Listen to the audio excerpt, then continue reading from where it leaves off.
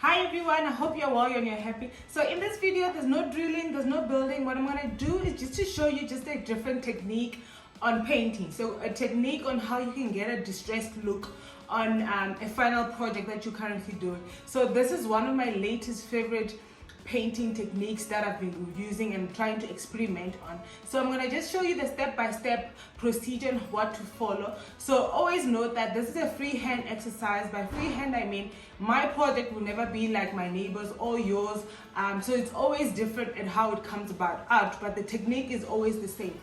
So for this project, I'm going to use this round circular offcuts. I got this offcuts off Facebook Market. They come in different sizes, so I'll leave down in the description the exact cuts and the sizes as well, and also where I purchased them. So if you are able to cut the offcut yourself, do it. So this is just for demonstration purposes, and I'll also show you the amazing projects that I come up with. So I think I made with this round circular circles, I made a lazy Susan, which is like a spinning table, and I also made like a side sofa stand, which I use for my pot plant. So do follow along and just let me know what you think about this technique. I love it. It's more of your, it's a distressed look, more of your farmhouse style look. So do try it. So I'm going to start off with this offcut. So this is the offcut I'm starting on. This project, what I'm going to do, I'm going to use Harlequins Paint, different stains. So this is their stain. The name of the stain is Mature Tick. So this is by Harlequins Paint. And I'm also going to use the African Ndivhuwo paint by Harlequins Paint as well. So, and then this is also the Easy Seal Gloss by Harlequins Paint. And I'm also going to leave in the description where you can purchase this and the names of the different stains. And I'm also going to use Chalk Paint by Harlequins Paint, which is aged white. So basically, when you're trying to get a distressed look, just to give you a bit of a history on it. So basically, we're just going to stain the first step is just staining. So that's the first step what we're going to do, just to stain the project. Then let it dry. Then once you're done letting it dry, you need to sand it. Once you're done sanding it, you need to apply your favorite second paint or so the first thing you're going to stain it. Then the step after you sand it, you're going to use a paint. And then the third process, you're going to sand it again. Then once you're done, you seal your wood. That's the whole process. So let me show you how to do it. The first thing that you must do, just make sure that you shake it and mix the mixture inside. And then I always have a small container where I pour my stain. So this is a Ndivhuwo stain, but Ndivhuwo basically means black. So it means basically black. So the next thing that I'm going to just use a mutton cloth or just use any other cloth. The one perfect thing I love about this cloth is that they don't leave the fluffiness that you normally get on normal cloth. So I love them. You can also purchase them as well. So I cut them in small pieces. So I'm just going to roll it. I'm just going to roll it and then just do a bulb. And then what I'm going to do, so this offcut is already nicely sanded. So if you're using a cut which is not sanded, so sand it before. So mine is already sanded. So what I'm going to do just to look at this is pine. This is made out of pine. So you can see the natural color of the pine. It's also beautiful as well. And also the patterns that go with that. So what we're going to do is just to follow the grain when we're putting on the stain. So we follow one direction. So that's the trick that I always do. When I'm staining, I just follow one direction. So if I'm using one direction, just do it in one direction.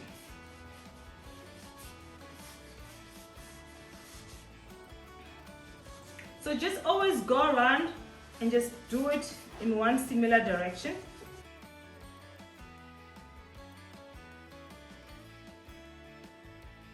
I'm just gonna go around the edges, the circle.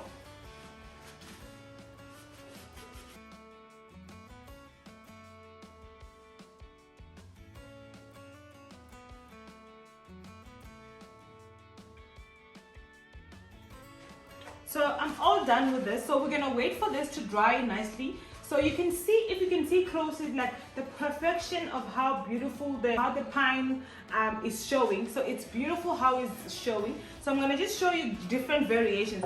For this one part, we're gonna leave it as it is. And then for this next part, we're gonna paint it with an aged white paint by Harlequins Paint. So I'm gonna do that. I'm just gonna wait for this to dry a little bit. It's nice and dry. I'm gonna do two different variations. So we'll start off with this side and also come on this side. So I'm gonna put a description for the exact paints that I used on where you can buy them and everything. So they have a tight seal, so it's good so that your paint mustn't spill. So just apply along with the grain of the wood.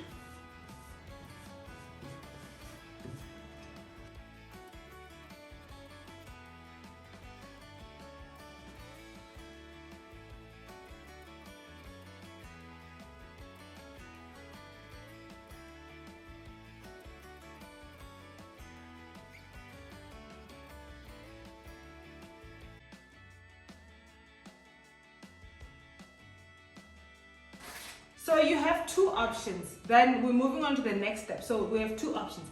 To either use a block of sand, which you just have to put a lot of elbow grease, or you can use an electric sander if you have it. So don't stress about it. Or the other option, just use a normal sanding disc or sanding paper. That should work perfectly fine. So what I'm gonna do, I'm just gonna use my electric sander. And then before I do that, always wear safety glasses before you do anything. So before I start sanding, so what I'm going to do, you remember that when we were painting on the direction of how the grain was looking. So if you can see the patterns of the grain, so it's all in one symmetry. So what I'm going to do is just go in the same direction and just to follow the pattern of the natural wood. So remember, this is a freestyle exercise. So freehand, freestyle, so go ahead and make it happen.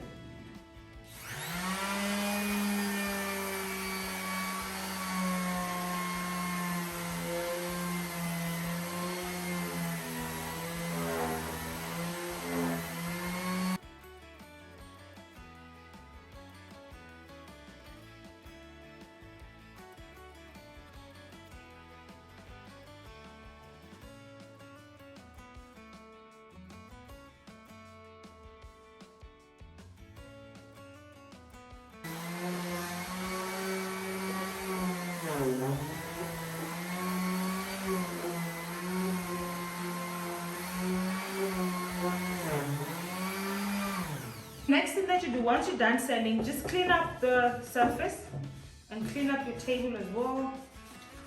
So this is how it looks. Can you see how amazing and how distressed it is? I love how the natural color is coming out. So once you're done with this, what you do for the final reveal, just seal it off, right? Seal it off. So we're using a normal glossy sealer. They also have a variety of matte sealers as well, so you can use that as well. So protect your wood. So we're done. So this is how it looks. So that's how amazing it is. So now I'm gonna move on and then do the second one. Just gonna flip this. We're doing the same thing over again. So we're just gonna sand this.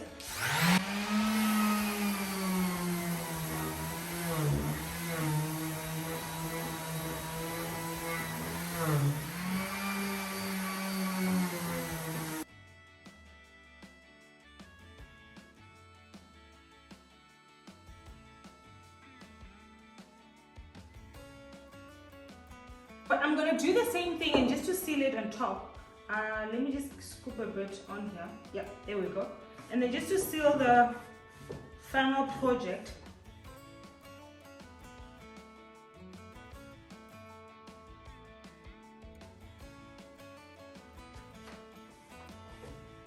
so now it's time for the big reveal. I'm all done. So let's see. Let me know which one on the comment section down below. Which one is your favorite? So there's this variation and also there's this one. So this is how you basically distress wood. I've done a couple of projects where I do a similar feel. So it's not too complicated. It's not too difficult. So this is how it is. Or this portion. So let me know how it looks. I love all of them, so go crazy and then do a lot of projects with a similar feel. Play around. We always learn by trying out new different things. So thank you so much, and let's call this Daily Tips by Ndi. Not Daily Tips, yeah. Daily Tips by Ndi. Thank you so much, and until next time, thank you so much. Cheers. Bye.